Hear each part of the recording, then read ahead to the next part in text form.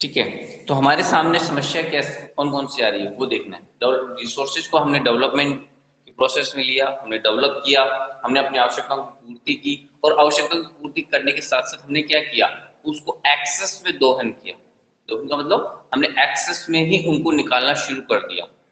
ठीक है, बहुत बड़ी क्वांटिटी में हमने एक्सेस में निकाला, और उसकी वजह से हमारा नेचुरल एनवायरनमेंट जो है पूरी तरीके से डिस्टर्ब हो गया। अब उनकी वजह से क्या क्या प्रॉब्लम आ रही है, ध्यान से देखना। पहला है depletion of resources for satisfying the greed of a few individual, यानी कुछ लोगों की कैसे इकोनॉमिक जो ग्रीडनेस है उसकी वजह से हमारे रिसोर्सेज धीरे धीरे घटते जा रहे हैं।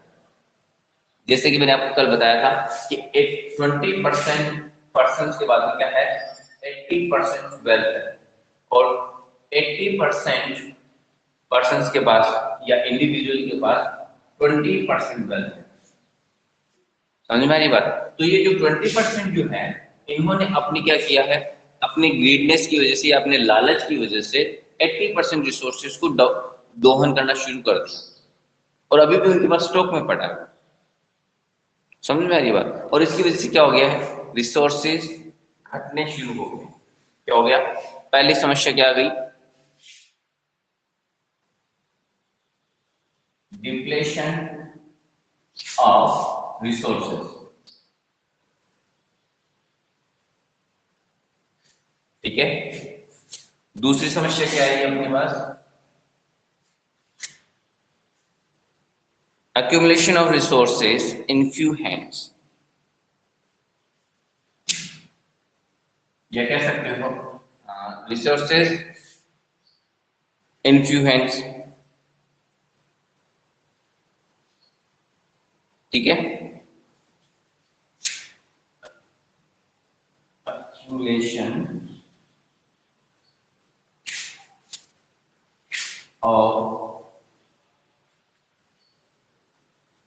resources in फ्यू हैंड्स बोल सकते हो, या फ्यू इंडिविजुअल बोल सकते हो। ठीक है,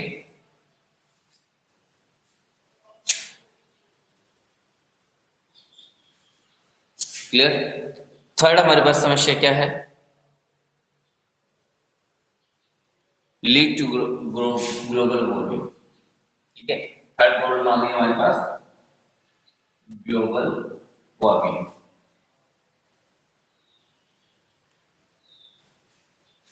ठीक है, ये तीन चीजें हमारे सामने अभी है, किसकी वजह से, सिर्फ और सिर्फ रिसोर्सेज को हमने जरूरत से ज्यादा यूज किया, उसकी वजह से। कलेक्शन ऑफ फ्यूल कह सकते हो। ठीक है, अब उसके बाद में है हमारे पास टॉपिक सस्टेनेबल डेवलपमेंट। ये क्लियर हो गया आपका? इसमें किसी को पूछना है कुछ?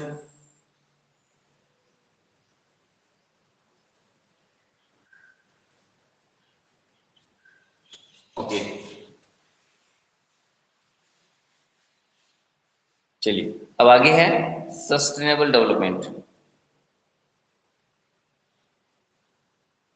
ठीक है, तो सस्टेनेबल डेवलपमेंट जो है उसकी डेफिनेशन आपको दी हुई है, आपको 8th में भी पढ़ी थी आपने।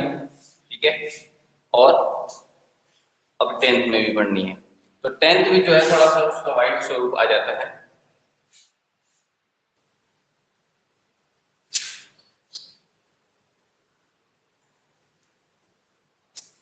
Sustainable development.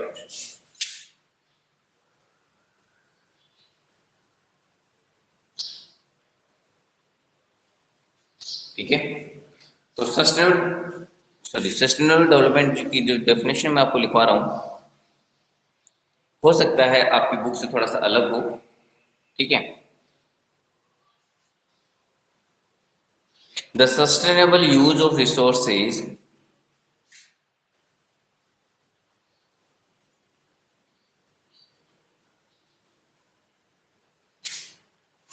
यहाँ पे प्रॉपर भी कर सकते हो।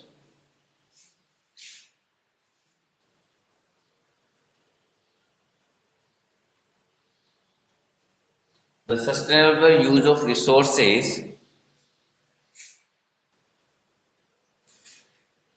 और गुड भी बोल सकते हो, ठीक है। Is the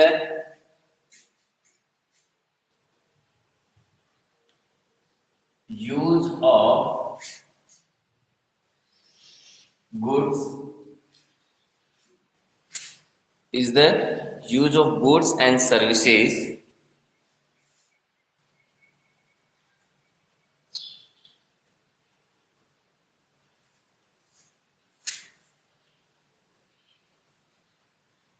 that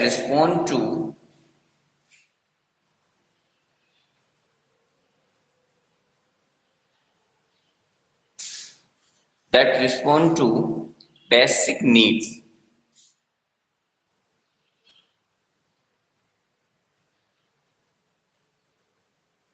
and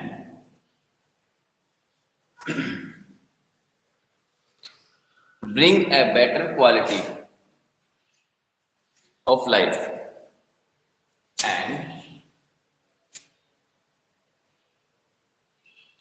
bring a better quality of life, ठीक है। अब आप कहोगे कि सर ये तो पहले वाली ज्यादा अच्छी थी, मानते हैं, लेकिन इसमें थोड़ा बहुत चेंजेस जो है बड़े लेवल पर होता है। मैंने आपको ये बात पहले बता दी थी एट में ही, कि जो चीज एट में आप पढ़ रहे हो वही आपको टेंथ में पढ़ना है, बट बड़े रूप में, ठीक है। तो आगे है, it should be minimised, it should be minimize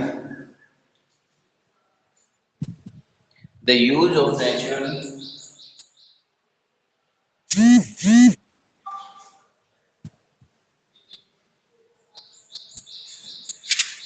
resources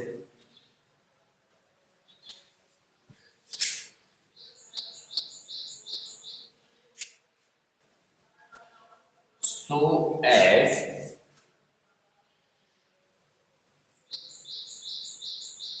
not to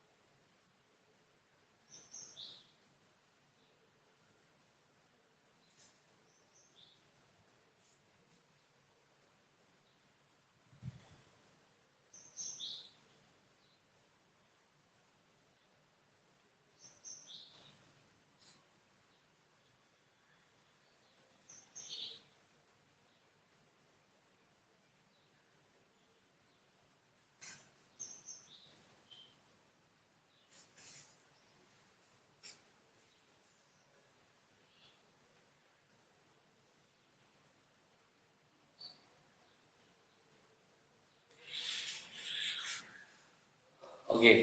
तो ये है आपकी definition sustainable development. The sustainable use of resources is the use of goods and services that respond to basic sorry that respond sorry यहाँ पे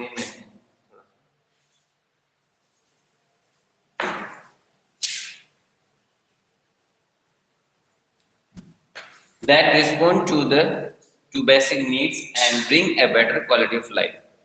यानी sustainable development का मतलब ये है कि हम रिसोर्सेज को एक बेटर तरीके से यूज करें, जो भी हमारे पास चीजें हैं, सर्विसेज हैं, और उनको हम अच्छे से यूज करें ताकि वो हमें बेटर क्वालिटी ऑफ लाइफ दें। ठीक है। It should minimise the use of natural resources, और हम कम से कम प्राकृतिक संसाधनों का यूज करें, so as not to jeopardize the needs of future generation, ताकि ये आने वाली जो जनरेशन है, पीढ़ियां जो है हमारी, उनकी आवश्यकताओं को कम ना करें, या कह सकते हैं उनकी आवश्यकताओं की पूर्ति हम कर पाए।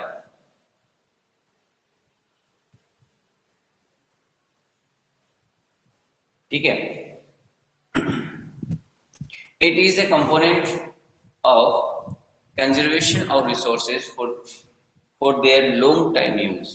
ये एक तरीके से एक साधन है, एक तरीके का साधन है जिसकी वजह से वो लंबे समय तक जो है इन संसाधनों को यूज कर पाएंगे। ठीक है। तो आप ये भी लिख सकते हो, और आपकी बुक में जो दे रखी है वो भी लिख सकते हो।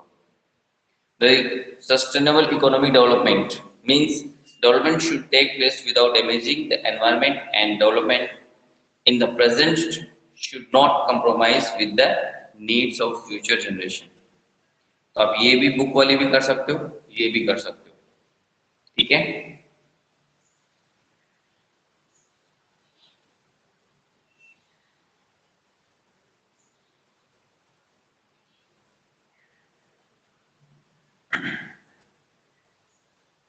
अब इसके बाद में है रियो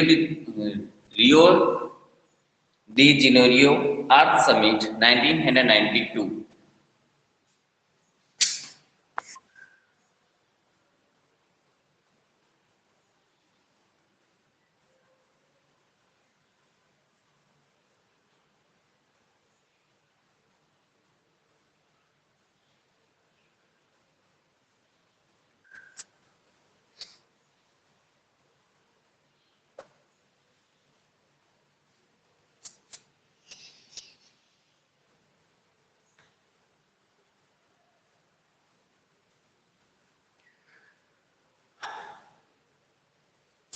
ओके, कीर्ति आपको समझ में नहीं आया, ठीक है, समझ सकता हूं।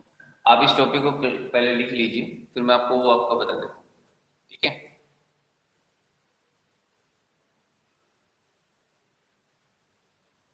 पहले ही नोट्स बना लिए थे। चलो ठीक है, बना लिए थे। तो अब मैं आपको बता देता हूँ पोटेंशियल और रिजर्व में डिफरेंस क्या है। पोटेंशियल रिसोर्सेज में डिफरेंस और रिजर्व में डिफरेंस ये है कि पोटेंशियल में हमें किसी भी रिसोर्सेज के बारे में ये तो पता है कि ये हमारे पास है, बट उसकी क्वालिटी और क्वांटिटी दोनों ही पूरी तरीके से हमें पता नहीं होती। जबकि रिजर्व में जो हमारे पास रिसोर्सेज होते हैं उनकी सर वो क्वालिटी। नहीं, सस्टेनेबल डेवलपमेंट। क्या? अच्छा, ये नहीं आया क्या? हाँ। अच्छा, सस्टेनेबल डेवलपमेंट का मतलब यही है कि जो हमारे पास रिसोर्सेज है हम उनको बेस्ट तरीके से कम यूज करें, और ज्यादा से ज्यादा उसका इफिशिएंट यूज करें, ताकि हम आने वाली जो जनरेशन है हमारी, उनके लिए हम सुरक्षित रखें, ताकि वो भी इसका यूज अच्छे से ज्यादा समय तक कर पाए। इसका सीधा सिंपल मतलब यही है। ठीक है। हम वर्तमान में जो रिसोर्सेज हमारे पास है उनको हम अपनी क्वालिटी ऑफ लाइफ बढ़ाने के लिए या इम्प्रूव करने के लिए यूज तो करें, बट हमें इस तरीके से करना है कि ताकि हमें आने वाली जो जनरेशन है उसको भी इसका बेनिफिट मिल पाए। क्लियर? Yes sir. ओके। अब आगे है रियो डी जेनेरियो अर्थ समिट 1992। ये अगर आपने सबने लिख लिया हो तो मैं रेज कर दूं।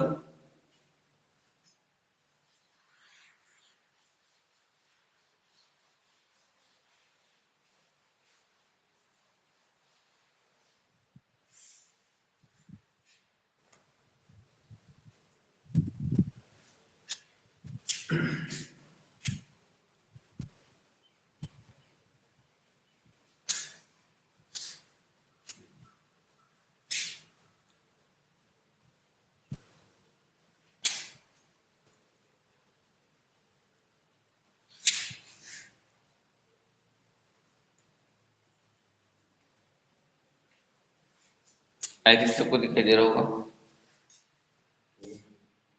थोड़ा सा है, हम इसको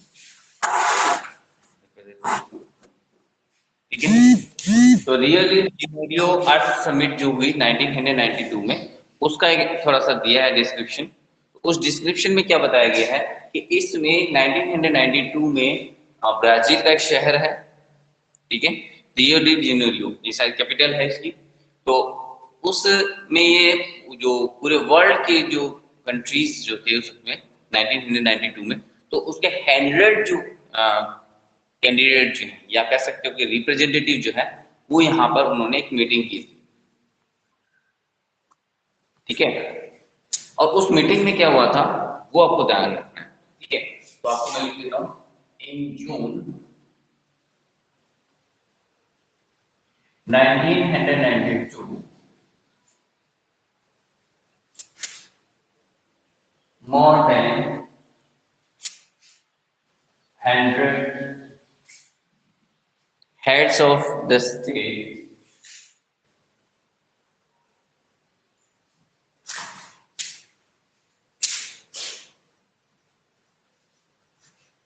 या हेड्स ऑफ द नेशन कर सकते हो, ठीक है।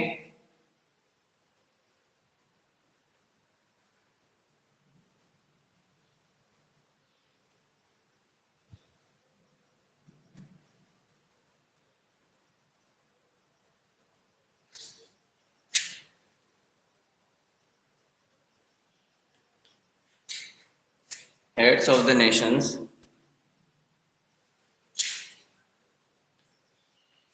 met in Rio de Janeiro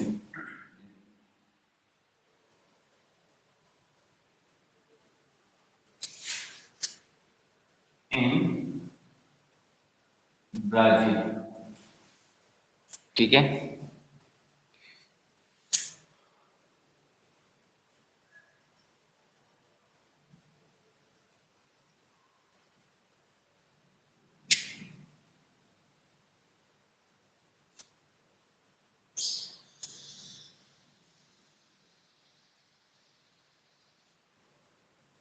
ठीक है, समझ में आ गई। ये मीटिंग हुई थी, और ये मीटिंग किसके अंडर कंट्रोल में हुई थी आपको बता देता हूँ। ये हुई थी United nation conference, United Nations conference on earth sorry on environment and development, जिसको शॉर्ट में कह सकते हो UNCED। फिर से सुन लीजिए, ये मीटिंग हुई थी the United Nations conference on environment and development. ये एक संस्था है, सॉरी यूएनओ की, यूनाइटेड नेशन ऑर्गेनाइजेशन की, और इसी संस्था के अंडर कंट्रोल में ये मीटिंग हुई थी। और ये फर्स्ट मीटिंग थी एनवायरनमेंट के ऊपर, या कह सकते हैं कि पूरी पृथ्वी के ऊपर विचार करने के लिए ये पहली मीटिंग थी, ठीक है।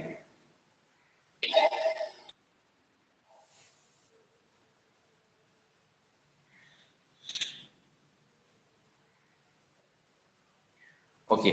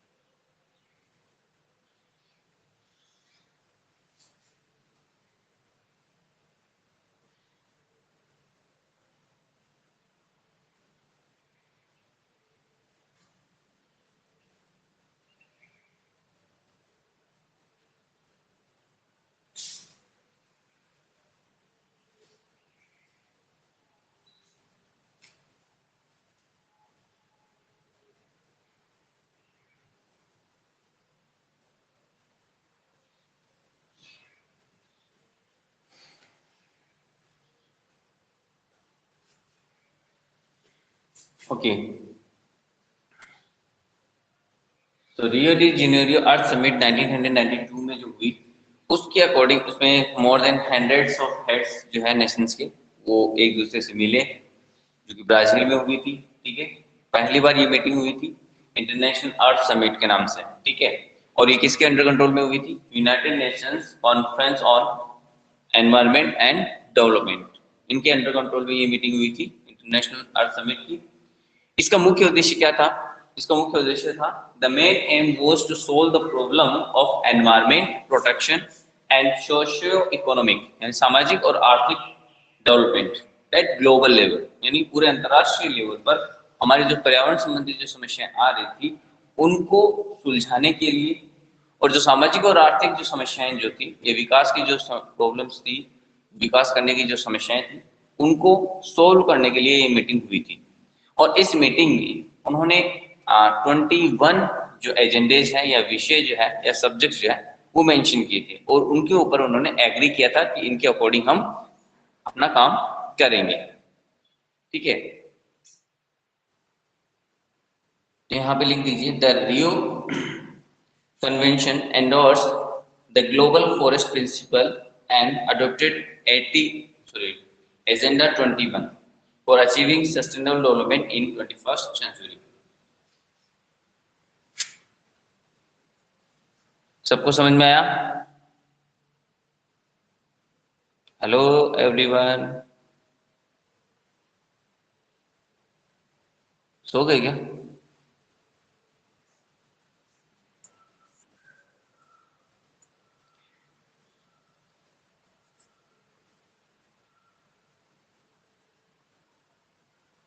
चलिए मैं दोबारा से रिपीट कर देता हूँ। रियो डी जेनेरियो अर्थ समिट, यानी रियो डी जेनेरियो जो है वो एक शहर का नाम है जो कि कैपिटल है ब्राजील की।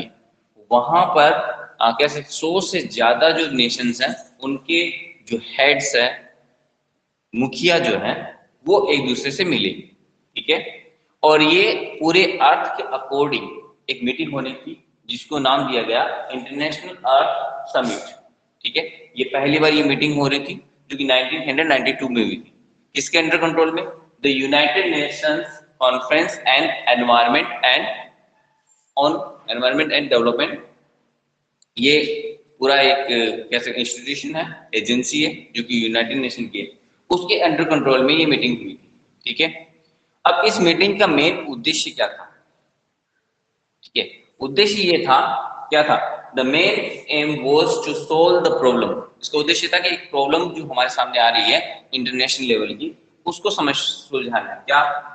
पर्यावरण की, एनवायरनमेंट प्रोटेक्शन, पर्यावरण की सुरक्षा की समस्या आ रही है। क्यों? क्योंकि हर देश अपने आप में इकोनॉमिक डेवलपमेंट करने के लिए बड़ी बड़ी फैक्ट्रियां, मैन्युफैक्चरिंग फैक्ट्रियां जो है वो डेवलप कर रहा है, और इन मैन्युफैक्चरिंग जो फैक्ट्रीज हैं इनसे क्या हो रहा था? पॉल्यूशन क्रिएट हो रहा था। ठीक है, तो पॉल्यूशन जो क्रिएट हो रहा था, उस पॉल्यूशन को कम करने के लिए ये मीटिंग हुई थी। साथ में सोशियो इकोनॉमिक, यानी सामाजिक और आर्थिक डेवलपमेंट करना था उनको, यानी कि हर देश में सामाजिक और आर्थिक डेवलपमेंट को बढ़ावा देने के लिए ये पूरी ग्लोबल लेवल की मीटिंग हुई थी। क्लियर?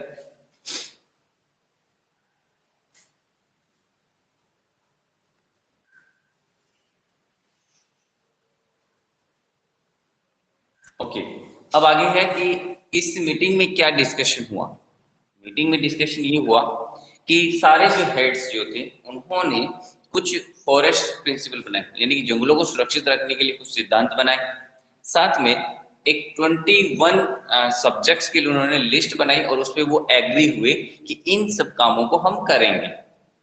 ठीक है, अब वो उसको बोला जाता है एजेंडा 21। ठीक है, और इसके लिए आपकी बुक में पूरा एजेंडा 21 का पूरा डिस्क्रिप्शन दिया हुआ है, तो हम यहाँ पे लिख सकते हैं, नीचे एक लाइन लिख देंगे, आपकी बुक में लिखी हुई है, the Rio convention endorse the global forest principles and adopted agenda 21 for achieving sustainable development in the 21st century। ये लाइन आपको लिखनी है।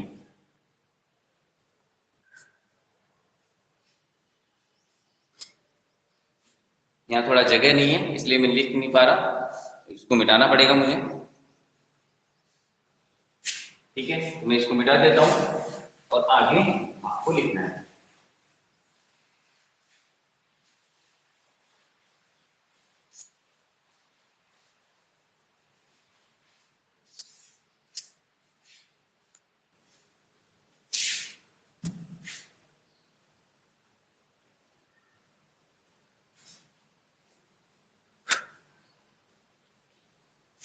The Rio Convention,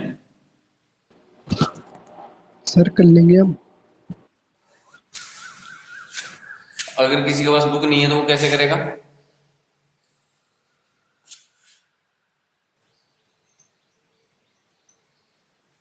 The Rio Convention endorsed the global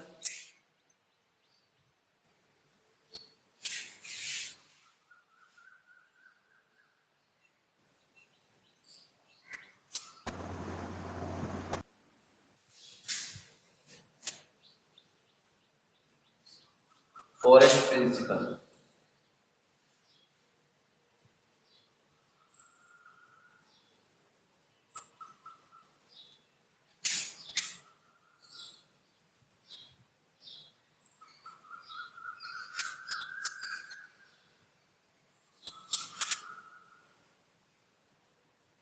And adopted Agenda 21. ठीक है, for achieving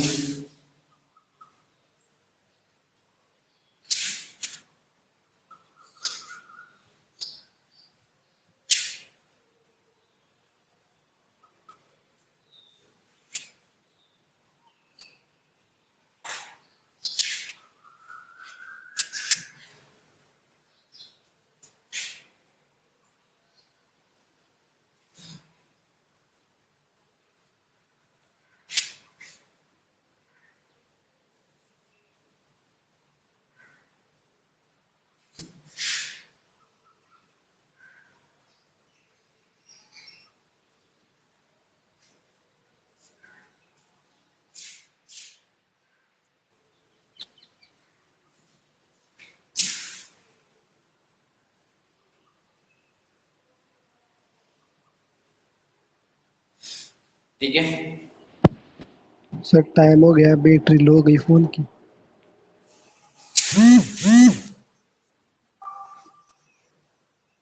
अभी time कहाँ से हो गया? चलो कोई बात नहीं।